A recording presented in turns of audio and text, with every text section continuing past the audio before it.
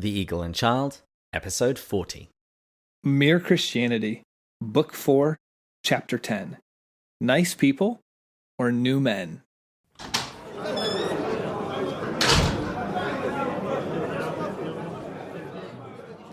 Hello, and welcome to The Eagle and Child, the hallowed pub of the Inklings. This is a podcast where each week, my friend Matt and I share a beer and discuss the writings of the author known to the world as Clive Staples Lewis, or C.S. Lewis, or just as Jack to his friends. My name is David, and once again I'm joined by my very nice co-host, Matt. Although, as we're about to learn in this chapter, what's important is not how nice I am, but how nice I would be if it was not for Christianity. Or how nice you wouldn't be. Or that's even more accurate, how nice I wouldn't be.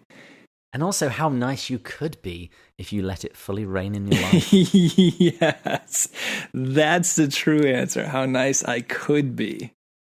That is an interesting thing to reflect on. If it wasn't for my Christian faith, how has it transformed the way I treat people? I don't know if this is arrogant or prideful, but I believe I can definitely say in many situations it's helped me become a gentler, kinder person than I normally would be.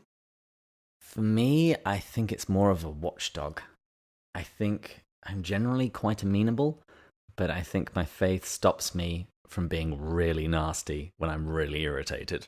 I was going to literally say, if I had to be honest with you, David, my assessment would be you're the type of individual where you are very kind, but you can tell when you're bubbling on the inside and when things are annoying you because you're very particular, not in a bad way. You have high standards of everything in life, of yourself, of what you do, of the people around you.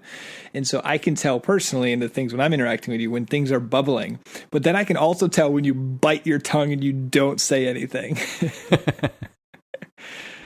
Okay, so I've got to get a little better at faking it, but okay, I think that's okay. Yeah, you're not fooling me. That's another thing. Well, for the quote of the week this time, I was actually the one that put forward a quotation because I was just reading Francis Chan's book, Crazy Love. And because Matt's been a little bit lazy these last few weeks and I pick it like last minute, so I think David was trying to cover my... As you've already said, I'm very particular, but I try and be Christian. The real reason is since I moved to New York, I forgot my Lewis quote book, actually. There's only so many quotes. If you Google C.S. Lewis quotes, there's only so many they show online, whereas my quotable Lewis book had thousands indexed by, if I search faith, here's 100 related to faith. So that's how I could come up with all these. So when I'm back in Michigan in a month, I'm going to make sure I grab that and put it in my backpack so I have that again. And since I picked out this one, I'd like to read it. I think sometimes we assume that, if we're nice, people will know that we are Christians and want to know more about Jesus. But it doesn't really work that way. I know a lot of people who don't know Christ and are really nice people. Nicer and more fun to be with, in fact, than a lot of Christians I know. There has to be more to our faith than friendliness, politeness, and even kindness.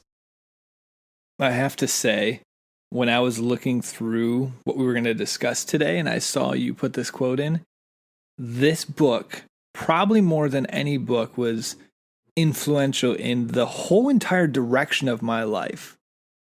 So the short answer is I got this book in high school, neglected it for years, put it in the side of my car, and complete God moment. Fast forward to middle of college when I spent 10 weeks in Nicaragua. I'm leaving, jumping on a plane, and as I'm getting out of my car, as I'm getting dropped off the airport, I see the book and I think, you know what? You can never have enough English in a country where I'm about to go and have to speak Spanish completely for 10 weeks. And so I grabbed the book, not thinking much of it, read it, fall in love with it, because it really challenges you to think about a crazy version of love, like this extreme love of love your neighbor as yourself. And the biggest takeaway I got from it was he asks himself, how do you love yourself? And he takes one part of it that stuck out to me, there's more to the book, was the financial side of it. And he goes, when you're spending on yourself, how much are you giving to other individuals that have less? That challenged me because I spend a lot on myself and I don't spend as much on other people. So who do I love more than myself? And that's not to say that you have to give away half of what you have or spend the same amount. Obviously, everyone's financial situation is differently. But I was definitely buying luxuries on myself when other people are going without. But fast forward, my future employer read this book and I chatted with him, didn't know I was going to work for him. And he said this book was influential in his life. And I go, are you kidding me? I just read this book. And so we bonded over this. That brought me out to San Diego. And that's when I fell in love with the Catholic faith, the church community, met David Bates, this podcast. Very important. Very important. So if this book didn't happen in my life, this podcast would not be happening. It has been a long time since I've read a contemporary book that's blown me away in the way that this one did. It's definitely a book that you shouldn't read unless you're willing to feel very uncomfortable afterwards. You know, we've recommended The Great Divorce to individuals. Let's recommend this one. This is a fantastic one. Absolutely. And let's toast with our Bacardis and Coke today. One of my favorite drinks. Cheers.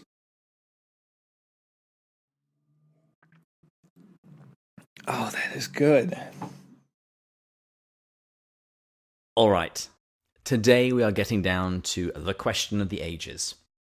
If Christianity is true, why are all Christians not obviously nicer than non-Christians? In response to this, Lewis says that part of the question is reasonable and part of it's a bit bonkers. So, first of all, the reasonable part. He says that if someone's conversion to Christianity produces no improvement in the man's outward actions, then we've pretty much got to conclude that his conversion was largely imaginary. He says, feelings and insights and interest in religion mean nothing if our actual behavior doesn't change. And after all, Jesus himself told us that we need to look at the fruit of the tree in order to discern the tree. And something else that's worth keeping in mind is that when we fail to live up to our Christian calling, to the moral standard that Christ calls us to, we cause other people to doubt the truth of Christianity. And this is no better exemplified than in the recent church scandals. Now, the unreasonable part. What this question assumes is that you can neatly divide Christians and non-Christians perfectly into those two categories. And then, because of that, you should be able to say, look, the Christians are this niceness, and the non-Christians are this niceness. But we know that there's many flaws in this assumption. And the first one is, few people are 100% Christian, and few people are 100% non-Christian. In fact, there's typically a spectrum that we all fall on. And Lewis identifies a number of different groups. Yes. I mean, the first one, for example, there's those that are ceasing to be Christian. And so they might still call themselves a quote-unquote Christian, but through their journey is taking them away from it. He even rather cheekily remarks that some of these people are clergymen. This one particularly strikes home for me because for several years when I was back in England, I did hospital visiting ministry. So anybody that marked themselves down as Catholic on their entry sheet, I would go and visit them on Saturday night to visit them, talk to them, give them some stuff to read, and ask them if they wanted communion the following day. And it was really a ministry to fallen away Catholics. People who didn't go to church, probably largely disbelieved most tenets of the faith, but they still regarded themselves as Catholic. If somebody asked them, what are you? Oh, they would say, oh, I'm Catholic. But there was no real impact in their life. Hopefully along that journey, you met some of the second group, Lewis points out, those becoming Christian, or in your case, more coming towards the Catholic faith. And so they don't call themselves yet a Christian, but they're on that journey. Then you have a third group, those who are unknowingly becoming a Christian. They're very attracted to Christ, but they don't actually yet realize that themselves. There's these individuals, I actually can think about them. They're the ones that talk about, I don't believe that he was the Son of God per se, or I don't believe yet, but what he said was wonderful. It was beautiful. I was there at one point in time, actually. It's because it's hard to argue that Jesus didn't say some incredible things that were just beautiful. Then you have those that are in other religions, so they're not considered Christian, but God is still leading them through his grace to the parts of their faith that are beautiful, closer in alignment with Christianity, even though they're a part of a different religion. And this could be a little controversial. I think it's actually best seen in The Last Battle, the final book in the Chronicles of Narnia, in the person of Emeth. But since people listening might not have read that book yet, I'm not going to give any spoilers. Or people talking on this podcast. That too. We're going to fix that. One of these days. I think we might just have a series of 7 episodes, one on each of the books of the Chronicles of Narnia. That would be fun, actually. When you're referring to controversy, you're saying that how he's somewhat condoning this fact that there's people in other religions that are actually coming closer to Christianity, even though they don't realize it, correct? Yes. As a Catholic, I found beautiful. Typically, Catholicism tends to be much more, if people had to argue, conservative on the spectrum of Christian faith. This is probably one of the areas where Catholicism is actually one of the more progressive of the Christian faiths. We don't reject any truth, goodness, or beauty that's found in other religions. And this actually goes back right to the early church. The early church fathers, when they found truth in other religions and other schools of philosophy, they would say, oh, that's ours. Because if Christ is the Logos, if he is the truth, if Christianity is the fullness of God's revelation to mankind, then any truth that we find anywhere else is rightly the property of Christians. That's very G.K. Chesterton. Atheists will sometimes use the argument against Christianity that, hey, look, a lot of your stuff that you talk about is in all these other faiths. So doesn't that just mean it's been something that we've made up? Chesterton goes, no, in fact, that tells me it's more true, because if Christianity is true and the image of God is in every single one of us and there's a creator of the universe, I would expect people who might not know the full truth to get parts of it. And so you're going to see it all over the world in people who might have never even heard of Christianity, but they're still going to have parts of it because the image of God is in all of us. And with regard to salvation, the Catholic belief is that God gives people grace and he invites them to respond to that. Although God can work through the sacraments, he works through the church, he's also not constrained by these things. So we hold out hope for those even outside of the bounds of the church. So concluding this fun tangent, now we got to come back to the fifth group. The fifth group is beautiful. Lewis says there's one last group, the confused. He says there are a great many people who are just confused in mind and have a lot of inconsistent beliefs jumbled together. And I've got to say, I find this very, very common. When you talk to people about their position, and this is why in apologetics it's always best to ask questions, because you get to discover someone's worldview, and you start seeing inconsistencies in that worldview, that they've taken a little bit from here and a little bit from there, a little bit from this influence, and it's all a little jumbled together and incoherent. Because of these five groups, these different categories, you've got people in Christianity leaving, people out of it coming to it, people who don't even know that they're coming to it, confused people, people of other religions that are coming closer to it. You can't classify people 100% one or the other. And you can't say, well, every Christian I've met hasn't been any nicer than the non-Christians, because you don't know if the majority of the Christians you've met have been 100% Christian, Christians going out, a blend of them all. It's just not possible, and it's unreasonable is the word he uses to do that. He says you can compare men and women en masse and dogs and cats, and you can do that because you can very clearly identify which is which.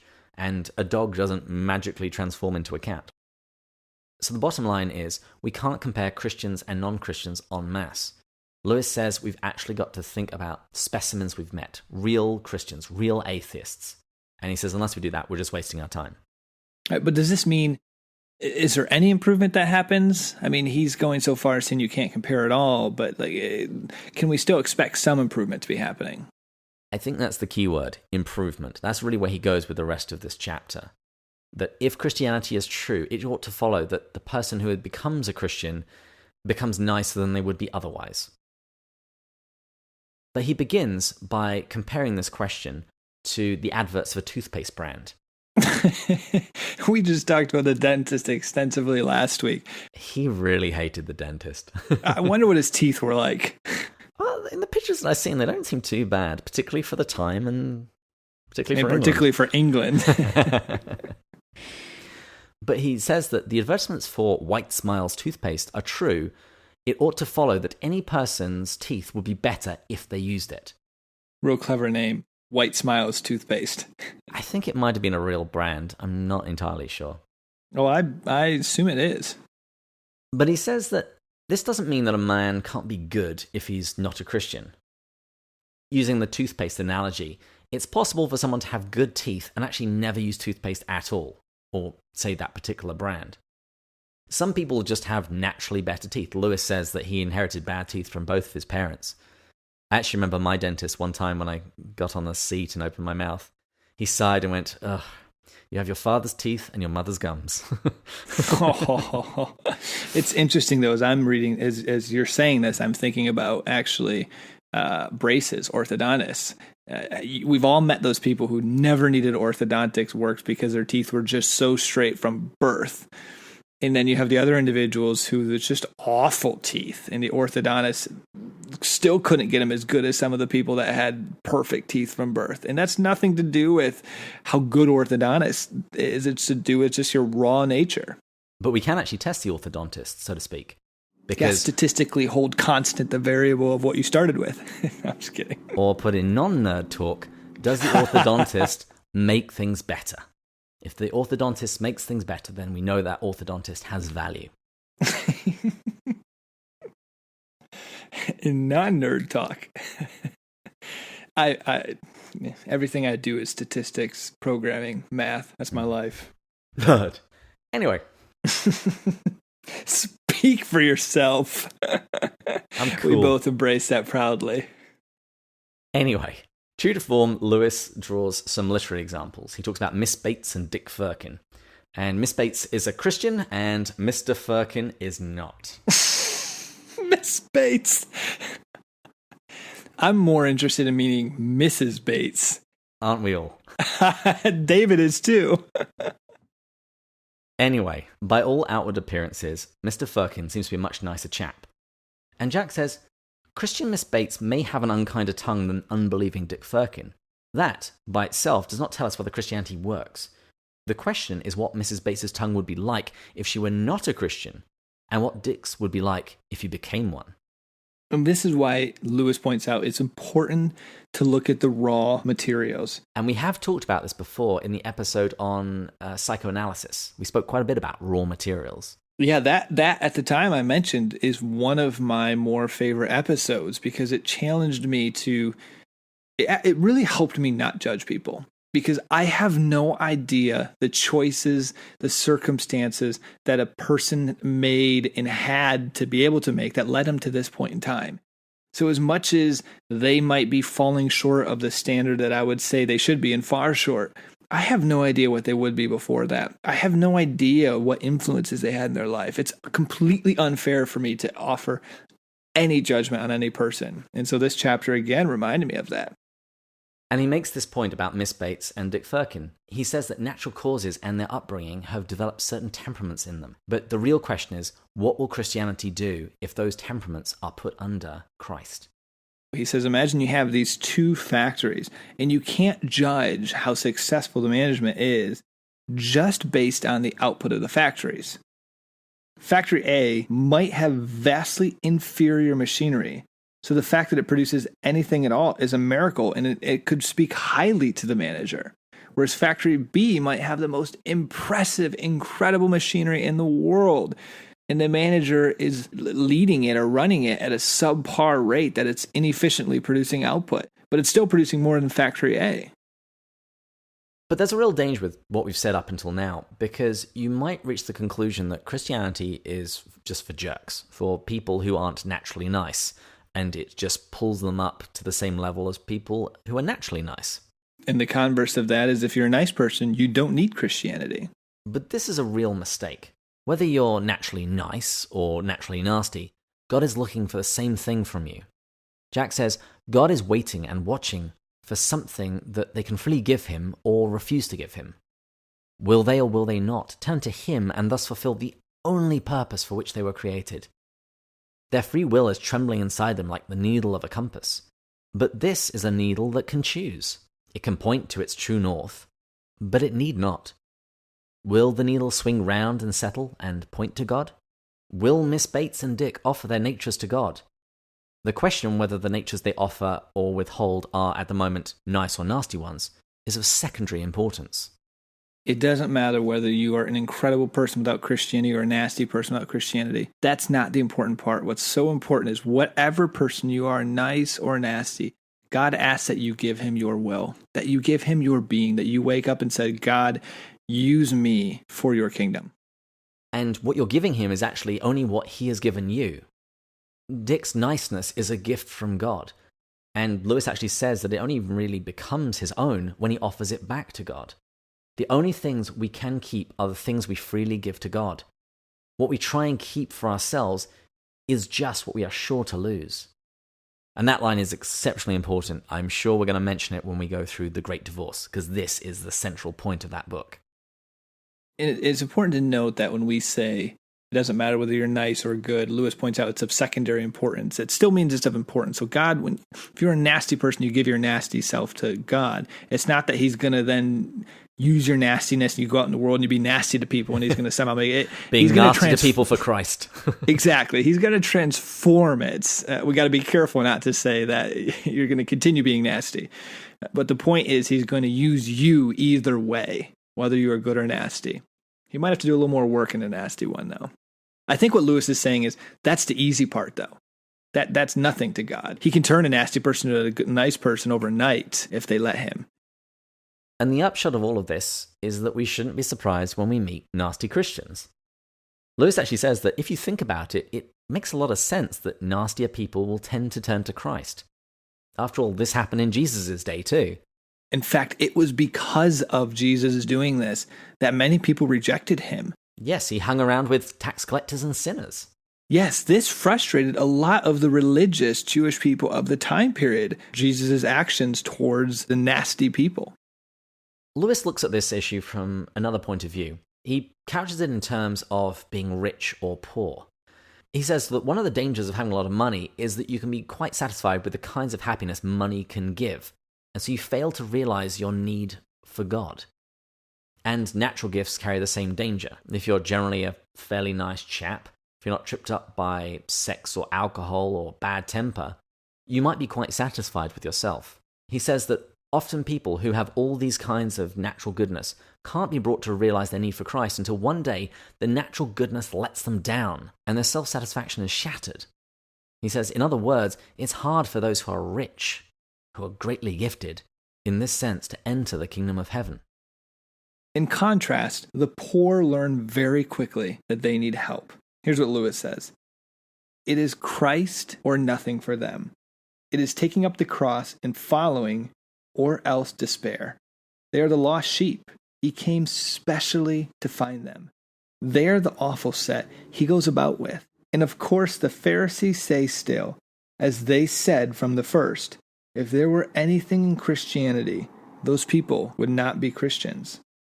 Those people would not be Christians. That's the heart of being a Pharisee.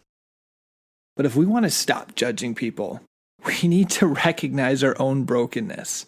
It's only when we realize how broken we are can we begin to stop judging others. And sometimes that just means looking in the right places. It's very easy for us to look at, as Lewis pointed out, you're not tripping up with sex or nervousness or drinking or bad temper. Those are very outward, easy things to recognize. But what about pride? What about arrogance? What about greed? What about envy? Do you look at the person who's got more than you and are you envious of them? What about jealousy? A huge one, gossip. These are ones that aren't so obvious that I know every single one of us struggles with. And if we would recognize those more, we would hold our tongue back and we would be a lot less judgmental. And really, this entire section can be either a warning or an encouragement to us. If we are those who have been given many gifts, well, with great power comes great responsibility, as Spider-Man taught us. And Lewis actually even points out that the devil was exceptionally gifted. He was an archangel. But look what happened to him. But there's also an encouragement here, and I just want to quote this in full because I am convinced that there are people listening to this podcast who need to hear this section. But if you are a poor creature, poisoned by a wretched upbringing in some house full of vulgar jealousies and senseless quarrels, saddled by no choice of your own with some loathsome sexual perversion, nagged day in and day out by an inferiority complex that makes you snap at your best friends, do not despair. He knows all about it. You are one of the poor whom he blessed. He knows what a wretched machine you are trying to drive. Keep on. Do what you can. One day, perhaps in another world, but perhaps far sooner than that, he will fling it on the scrap heap and give you a new one. And then you may astonish us all, not least yourself. Amen to that. He knows all about it. That's what just hit me hard there. He knows all about it. Everyone needs to hear that. I mean, I listen to that, and there's times when I lose my temper. There's times when I do stuff that I'm just like, God, man, why do you do that? not to create excuses, obviously, but your circumstances, things in my life have shaped certain parts that I don't love about myself. But guess what? God knows about it, and he knows that I'm trying to do what I can. And that's the case for every one of us. And what he calls us to do is to get up and start again. There's an old Japanese proverb, I think it's fall down 7 times, get up 8. But even the getting up we do through his help, through his grace. Oh, that's so beautiful. Bless God for that. So as we round the corner, what can we conclude about niceness?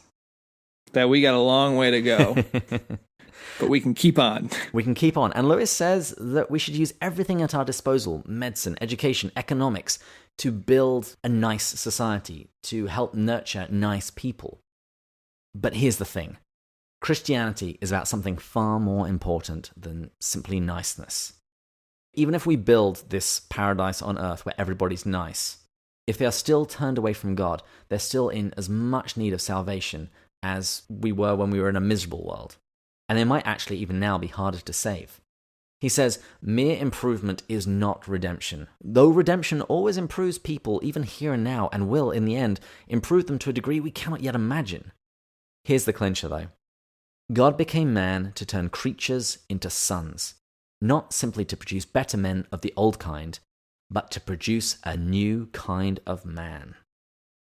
He compares them to horses. Rather than just teaching a horse to jump a little higher, to convert it into a winged creature, into a Pegasus. It's going to look strange, it's going to look a little odd to begin with lumps on its shoulders. But when they develop into wings, this horse isn't going to just be able to jump fences. It's going to be able to fly, soar high above them all.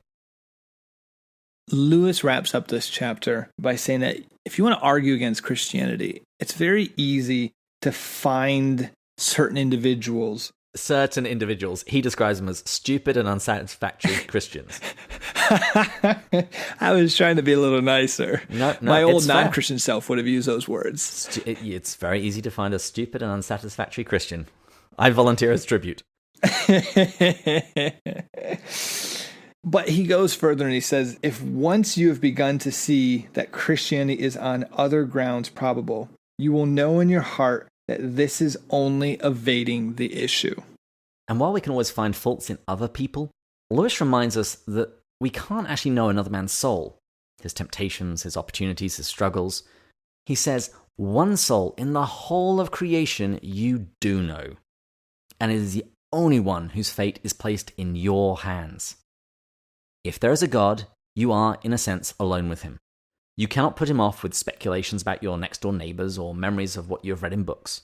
What will all that chatter and hearsay count? Will you even be able to remember it? When the anesthetic fog, which we call nature or the real world, fades away and the presence in which you have always stood becomes palpable, immediate, and unavoidable. Someday we are each going to stand before God, and it's just going to be God and ourselves. And we can't point at other people, well, I was better than this guy. You have no idea what that guy did with what he was given. And frankly, we have no idea what we've done with what we've been given. And whenever I watch any of those movies that play a what-if scenario, I'm thinking things like Butterfly Effect, Sliding Doors, I often wonder, and particularly after reading Crazy Love, I've thought about this more. What would my life look like, and what would my impact be if I really lived this stuff, if I really lived out what I claimed to believe? Let's finish on that note. When we finish season 1 of this podcast, when we reach the end of Mere Christianity and we start The Great Divorce, we're going to shake up our format a little bit, and I won't be offering podcast reviews anymore. But we now have today's episode and just one more. So here we go. The Council of Trent. Trent Horn is probably my favourite present-day apologist. Whether he's speaking on atheism, pro-life issues, or claims of Christianity, he always does so in a calm and clear manner. He's also quite a nerd who loves comic books, which speaks very highly to his moral character. I chose to review The Council of Trent this week because in a recent episode he quoted from this chapter of Mere Christianity about Christians being nice or nasty. I'll make sure there's a link in the show notes. And friends, David sent me a text this week that said he wants to ease out of these iTunes reviews and he wants to ease me into movie reviews. I texted him back and I said, David, I'm trying to make sure I don't watch TV ever because I feel like there's better uses of time. Now he's trying to encourage me to watch a movie every single week. I think it would really help you to communicate the gospel to a culture if you knew some of the core movies that have shaped today's society. Well, I did watch a movie recently with my roommate called Upgrade. I don't think I've seen that.